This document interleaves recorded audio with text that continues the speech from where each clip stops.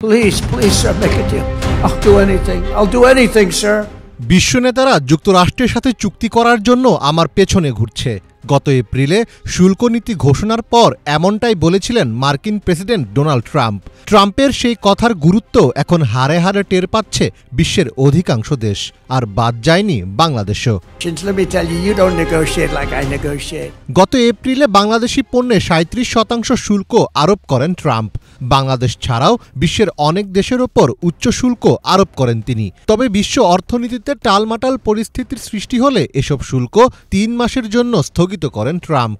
সে সময়ের মধ্যে যুক্তরাষ্ট্রের সঙ্গে চুক্তিতে পৌঁছাতে দেশগুলোর প্রতি আহ্বান জানিয়েছিলেন তিনি। ট্রাম্পের বেঁধে দেওয়া সময় শেষ হওয়ায় এবার বাংলাদেশ সহ ১৪টি দেশের সরকার প্রধানদের চিঠি দিয়েছেন মার্কিন প্রেসিডেন্ট ডোনাল্ড ট্রাম্প, যেখানে বাংলাদেশি রপ্তানি পণ্যের উপর নতুন করে ৩৫% শুল্ক আরোপ করা হয়েছে, যা কার্যকর হবে আগামী ১ আগস্ট থেকে। ট্রাম্পের সেই চিঠিতে বাংলাদেশ কিভাবে নতুন এই শুল্ক হার থেকে রক্ষা পেতে পারে তাও উল্লেখ করা হয়েছে। চিঠিতে ট্রাম্প জানিয়েছেন, যদি বাংলাদেশের বিভিন্ন কোম্পানি যুক্তরাষ্ট্রে পণ্য উৎপাদন বা তৈরি করার সিদ্ধান্ত নেয় তাহলে কোনো শুল্ক আরোপ করা হবে না। ফলে ট্রাম্পের এই শুল্ক নীতির জেরে বাংলাদেশের রপ্তানি খাত বড় চ্যালেঞ্জের মুখোমুখি হয়েছে। ট্রাম্পের এই শুল্ক নীতি কার্যকর হলে হুমকির মুখে পড়তে পারে বাংলাদেশের তৈরি পোশাক খাত। ইউরোপীয় ইউনিয়নের পর বাংলাদেশের পোশাক রপ্তানির সবচেয়ে বড় গন্তব্য যুক্তরাষ্ট্র। শুধু গত ২০২৩-২৪ অর্থবছরেই যুক্তরাষ্ট্রে প্রায় $৭ বিলিয়ন পোশাক রপ্তানি করেছে বাংলাদেশ। যুক্তরাষ্ট্রের বিশ্বখ্যাত ব্র্যান্ড ওয়ালমার্ট, জারা ও H&M এর মতো ক্রেতা রয়েছে বাংলাদেশের। শুল্কের কারণে মার্কিন বাজারে বড় পরিবর্তন হলে বাংলাদেশে উৎপাদন, কর্মসংস্থান ও বৈদেশিক মুদ্রা আয় বড় ধরনের ধাক্কা খেতে পারে। বাংলাদেশের পোশাক খাতে বর্তমানে ৪০ লাখেরও বেশি শ্রমিক কাজ করছেন, যাদের ৮০%ই নারী।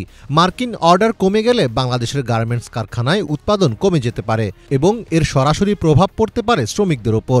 এছাড়া বাংলাদেশের পোশাক খাতের প্রায় ৭০% কাঁচামালই চীন থেকে আসে। ফলে ট্রাম্পের চীন বিরোধী নীতির কারণে পরোক্ষভাবেও ক্ষতিগ্রস্ত হতে পারে বাংলাদেশ।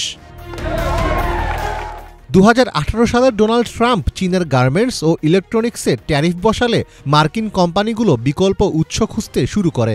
ফলে লাভবান হয় ভিয়েতনাম ও বাংলাদেশের মতো দেশ। একইভাবে এখন যদি বাংলাদেশ টার্গেট হয় তাহলে সেই অবস্থানে ভিয়েতনাম, ইন্দোনেশিয়া বা আফ্রিকার দেশ ঢুকে যেতে পারে। এরই মধ্যে যুক্তরাষ্ট্রের সঙ্গে দ্বিপাক্ষিক চুক্তি সই করেছে ভিয়েতনাম। গত এপ্রিলে ট্রাম্প প্রশাসন ভিয়েতনামের পণ্যের ওপর ৪৬% শুল্ক আরোপ করলেও পরে তা কমিয়ে ২০% করা হয়েছে। যুক্তরাষ্ট্র ও ভিয়েতনামের মধ্যে সরাসরি দ্বিপাক্ষিক ফ্রি ট্রেড এগ্রিমেন্ট না থাকলেও ভিয়েতনাম অনেক বহুপাক্ষিক বাণিজ্যিক চুক্তির সদস্য। এসব চুক্তির কারণে ভিয়েতনামের পণ্য সরবরাহ চেইন সহজ হয়েছে। ইতোমধ্যে অনেক ব্র্যান্ড ভিয়েতনামে ফ্যাক্টরি বা সোর্সিং হাবও খুলে ফেলেছে।